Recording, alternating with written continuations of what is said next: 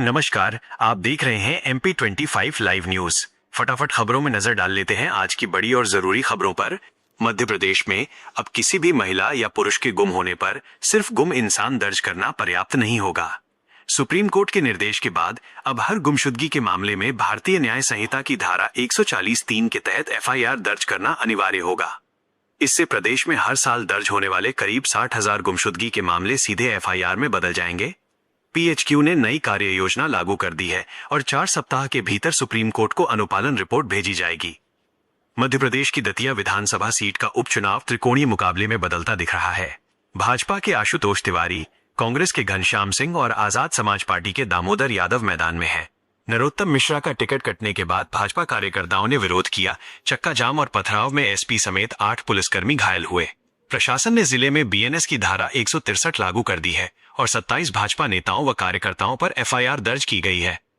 मध्य प्रदेश की प्रधानमंत्री पोषण शक्ति निर्माण योजना में बड़े फर्जीवाड़े की आशंका सामने आई है। योजना के पोर्टल की समीक्षा में 74,000 से अधिक रसोइयों और सहायकों के पंजीयन व भुगतान में गड़बड़ियां मिली है। कई मामलों में नाम सही है, लेकिन बैंक खाते दूसरे लोगों के दर्ज पाए गए। हर महीने करीब 20 करोड़ रुपए के भुगतान वाली इस योजना की जांच के निर्देश सभी कलेक्टरों और जिला पंचायत CEO को दिए गए हैं। भोपाल में गोरखपुर अहमदाबाद एक्सप्रेस ट्रेन में चाकू से जानलेवा हमले का मामला सामने आया है। GRP ने FIR दर्ज कर जांच शुरू कर दी है। आरोप है कि अवैध वेंडरों ने ट्रेन स्टाफ पर हमला कर विजय कुमार, आनंद कुमार और किशन को घायल कर दिया, जिनमें विजय कुमार की हालत गंभीर है। बताया गया कि अवैध किचन का खाना खरीदने का दबाव बनाने के विरोध में यह हमला किया गया। लोक निर्माण विभाग में कम दर पर टेंडर लेने के बाद सप्लीमेंट्री वर्क के जरिए लागत बढ़ाने के मामलों पर राज्य सरकार ने सख्ती शुरू कर दी है। जांच में सागर संभाग में 10% की सीमा के बजाय 143% तक सप्लीमेंट्री वर्क देने का मामला सामने आया है। मुरैना में भी नियमों के विपरीत 2.50 करोड़ रुपए का एस्केलेशन भुगतान हुआ। अब जिम्मेदार अधिकारियों पर कार्रवाई और विभागीय ऑडिट की तैयारी है। भोपाल का मौसम पहले जैसा नहीं रहा। शहर के कई इलाके अब अर्बन हीट आइलैंड बन चुके हैं, जहां तापमान आसपास के ग्रामीण इलाकों से 2 से 3 डिग्री सेल्सियस अधिक दर्ज हो रहा है। इससे निपटने के लिए नगर निगम ने हीट एक्शन प्लान तैयार किया है।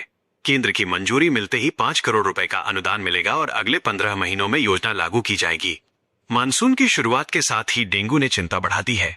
9 जुलाई तक इस साल 2,730 जांचों में 44 मरीज मिले, जबकि पिछले साल 4,016 जांचों में 43 मरीज मिले थे। जांच कम होने के बावजूद पॉजिटिविटी रेट 1.07% से बढ़कर 1.61% हो गया है। स्वास्थ्य विशेषज्ञों का कहना है कि जुलाई के दूसरे सप्ताह से अगस्त के अंत तक डेंगू का सबसे संवेदनशील समय रहेगा। भोपाल स्मार्ट सिटी परियोजना पर अब भाजपा के भीतर से ही सवाल उठने लगे हैं। विधायक भगवान दास सबनानी ने कहा कि शहर का नुकसान हुआ, लेकिन बदले में अपेक्षित सुविधाएं नहीं मिल सकी। वर्ष 2016 से अब तक इस परियोजना पर 1,000 करोड़ रुपए से ज्यादा खर्च हो चुके हैं, फिर भी कई जगह अधूरे काम और रखरखाव की खामियां सामने आ रही हैं। मध्य प्रदेश में अगले 4 दिनों तक हल्की बारिश का दौर जारी रहेगा और कहीं भी भारी बारिश का अलर्ट नहीं है। मौसम विभाग ने इंदौर समेत 27 जिलों में बूंदाबांदी की संभावना जताई है, जबकि भोपाल, ग्वालियर और उज्जैन सहित कई जिलों में मौसम साफ रहने और तापमान बढ़ने का अनुमान है। पिछले 3 दिनों से तेज बारिश नहीं होने से गर्मी और उमस भी बढ़ गई है। LPG डिस्ट्रीब्यूटर्स एसोसिएशन ने आरोप लगाया है कि सरकारी तेल कंपनियां गैस एजेंसियों पर सुरक्षा ट्यूब और अन्य उत्पाद बेचने का दबाव बना रही हैं।